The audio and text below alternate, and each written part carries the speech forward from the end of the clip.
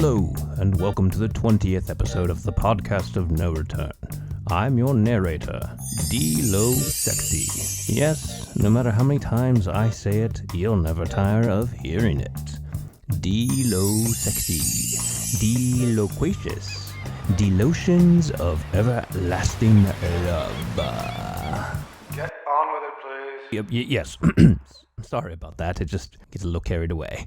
At any rate, we pick up right where we left off, where we rejoin Sir Cedric Rawlings and Lord Monty Whitboro as they sit in front of the roaring hearth at Rawlings' dusty manor house in the English countryside. So you were saying, Cedric? I was? Yes, I guess I was at that. What I was saying was that everything had gone to hell, and it's been going that way for as long as I can remember. I don't quite remember you saying that. That's because you don't listen, Monty, and that you don't have your finger constantly on the pulse of it all like I have. Perhaps not.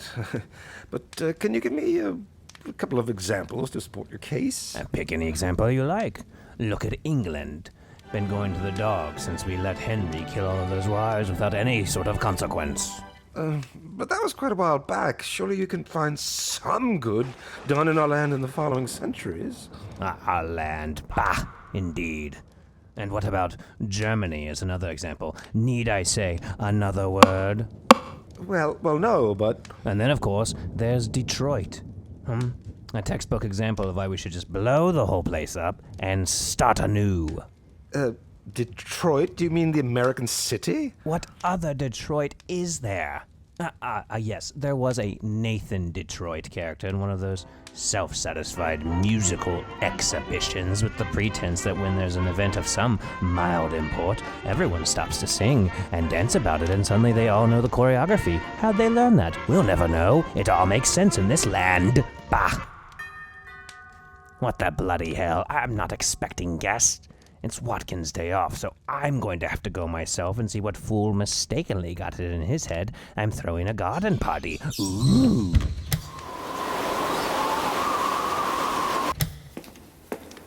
Well, afternoon, gentlemen. That's quite the welcoming committee you got there that done let me in. What the devil?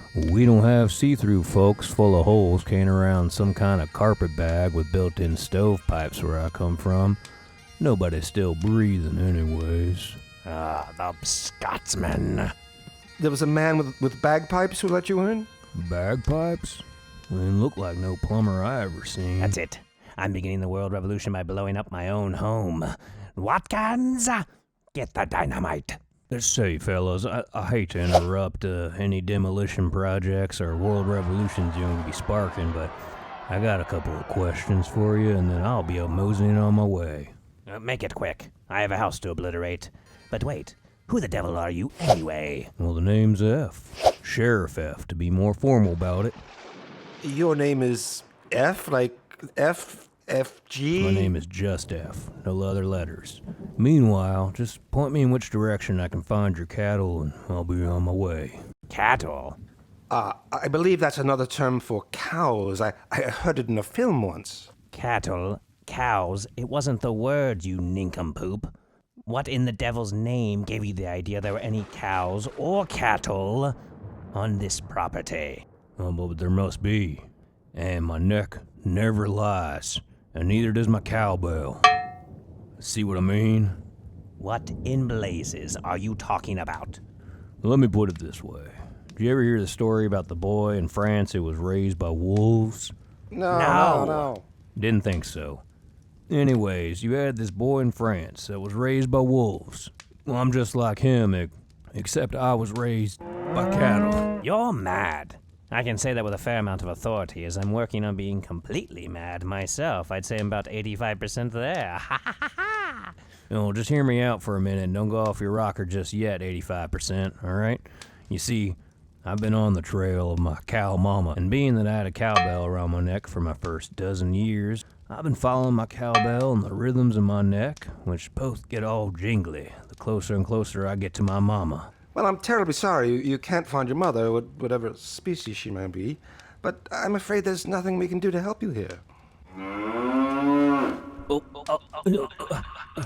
Mama. My God, What is going on with your neck? I knew I was in the right track. I knew it. I'll see you fellas later.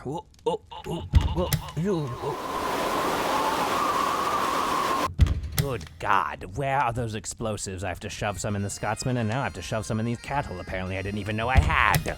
Hello, Uncle. Explosives, did you say? Kaboom, here I am. Cuthbert, what? Did they let you out to bring me my Putney Regional Water Polo World Cup tickets? Well, at least there's something in the world to look forward to. But didn't you hear, Uncle? I had to cancel it. It would have disturbed the mating ritual of the warty frogfish.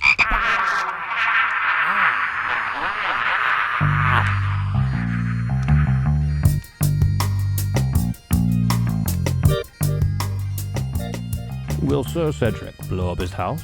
And will Sheriff F find his cow mother out by the garden shed? And who knew that Cuthbert Moldyweather from 3 episodes back was Sir Cedric's nephew? What a small world. Tune in next time to hear me, D-Lo Sexy. Remember, it's going to be viral soon on the podcast of No Return.